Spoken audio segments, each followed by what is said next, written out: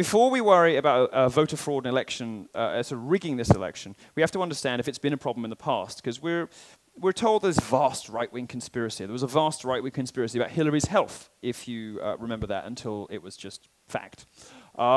Vast right-wing conspiracies in this election cycle have had a disturbing habit of coming true. And the latest vast right-wing conspiracy theory is about the election being rigged. Well, there are all sorts of reasons to suppose that, in fact, it might be. And one of the ways we know that is history. History, even in this country, is full of voter fraud. America has gone through eras of political machines influencing elections any way they could. The Chicago political machine that resulted in President Obama has famously had the saying, vote early and vote often. And we know that lots of dead people vote. They tend to always vote Democrat for some reason. Perhaps there's welfare in heaven.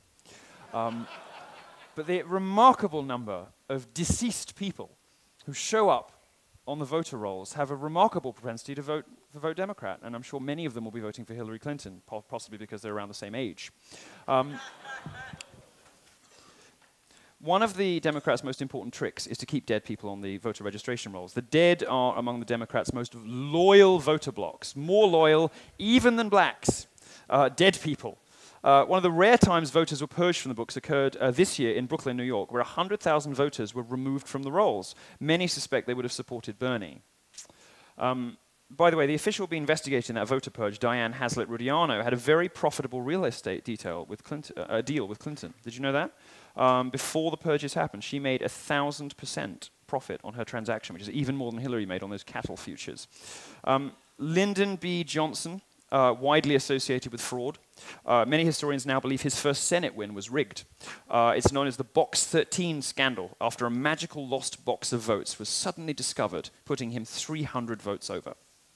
LBJ was also involved in alleged vote fraud in Texas that, along with fraud in Illinois, put John F. Kennedy in the White House.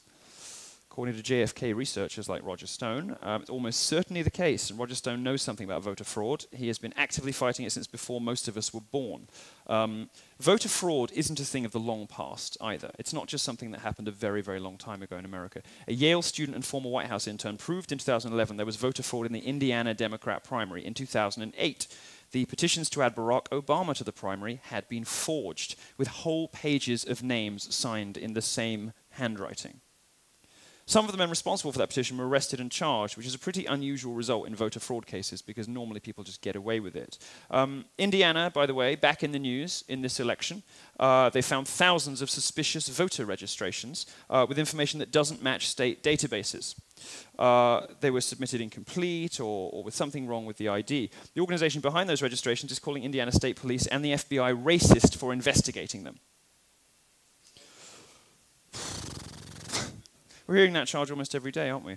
One of the things about voter fraud in the past is that it was often brazen. They thought with a complicit media and election apparatus that nobody would notice. So they really just did it out in the open, which is why we know about so many of the cases from the past.